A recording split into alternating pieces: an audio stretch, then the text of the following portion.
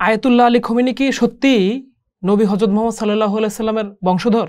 বিশ্বের রাজনৈতিক মঞ্চে যখন কোনো নেতার পরিচয় দেওয়া হয় তখন তার পদ বা রাজনৈতিক দর্শনই মুখ্য হয়ে ওঠে। কিন্তু আয়াতুল্লাহ আলী খোমেনির ক্ষেত্রে বিষয়টি আরও অনেক গভীর। তার পরিচয় কেবল ইরানের সর্বোচ্চ নেতা হিসেবে সীমাবদ্ধ নয়, তার মূল পরিচয়টি লুকিয়ে আছে তার পরিহিত কালো পাগড়িটির মধ্যে। এই কালো পাগড়ি কোনো সাধারণ পোশাক নয়, এটা একটা পবিত্র রক্তধারার চিহ্ন, এক জীবন্ত উত্তরাধিকার যা তাকে সরাসরি যুক্ত করে নবী হযরত মুহাম্মদ সাল্লাল্লাহু আলাইহি সাল্লামের সাথে। তাকে বুঝতে হলে তার এই বংশীয় পরিচয়কে কেন্দ্র করেই বিশ্লেষণ করতে হবে। 1939 সালে ইরানের মাশহাদ শহরে আয়াতুল্লাহ খোমেনির জন্ম হয় এক সম্ভ্রান্ত সাইয়েদ পরিবারে। সাইয়েদ তাদেরকেই বলা হয় যারা নবী মুহাম্মদ সাল্লাল্লাহু আলাইহি সাল্লামের কন্যা ফাতেমা রাদিয়াল্লাহু তাআলা আনহু এবং জামাতা আলী রাদিয়াল্লাহু তাআলা আনহুর বংশধর। শিয়া ইসলামে এই বংশধারা অত্যন্ত পবিত্র ও মর্যাদাপূর্ণ হিসেবে বিবেচিত।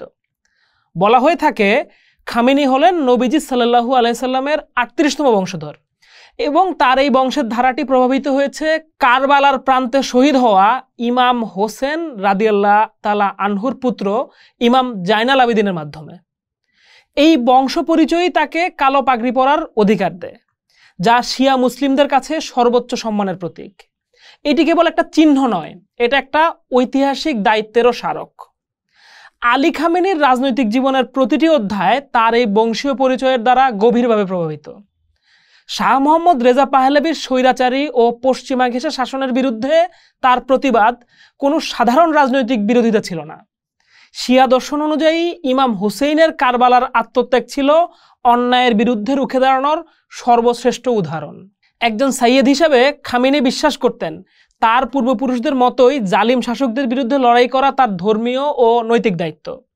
এই হুসেইনি চেতনা থেকেই তিনি বিপ্লবের পথে অনুপ্রাণিত হয়েছিলেন বলে বিশ্লেষকরা মনে করেন। এই কারণেই তিনি বারবার গ্রেফতার ও নির্বাসনের শিকার হয়েও দমে যাননি, কারণ তিনি বিশ্বাস করতেন তিনি তার পূর্বপুরুষদের দেখানো পথেই হাঁটছেন। 1989 সালে যখন আয়াতুল্লাহ রুহুল্লাহ খোমেনির মৃত্যু হয়, এরপর তাকেই সর্বোচ্চ নেতা হিসেবে মনোনীত করা হয়। তখন তার এই বংশীয় পরিচয় তার গ্রহণযোগ্যতাকে বহুগুণে বাড়িয়ে দিয়েছিল। ইরানের জনগণের কাছে তিনি কেবল একজন রাজনৈতিক নেতা নন, বরং নবী সাল্লাল্লাহু আলাইহি সাল্লামের বংশের একজন ধারক, যিনি দেশকে সঠিক পথে পরিচালনা করার জন্য ঐশীভাবে নির্দেশিতও বটে। তার ডান হাতটি 1981 সালে এক বোমা হামলায় অকেজো হয়ে গিয়েছিল। সেটি জনগণের কাছে তার ত্যাগ ও ইমাম হোসেনের মতো জুলুম সহ্য করার একটা জীবন্ত প্রতীক হয়ে ওঠে।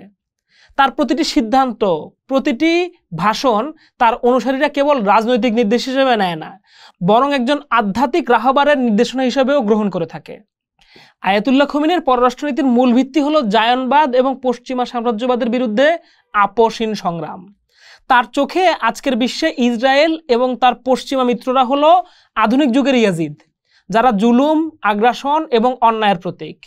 আর ফিলিস্তিনের নির্যাতিত জনগণ এবং বিশ্বের মুক্তিকামী মানুষেরা হলো হুসেইনি কাফেলার অনুসারী।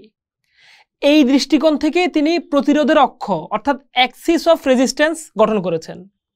লেবাননের হিজবুল্লাহ থেকে ইয়েমেনের আনসারুল্লাহ, এই সকল সংগঠনকে তিনি কেবল কৌশলগত মিত্র হিসেবে দেখেন না, বরং দেখেন অন্যায়ের বিরুদ্ধে লড়াইয়ের পবিত্র সংগ্রামের অংশীজন হিসাবে।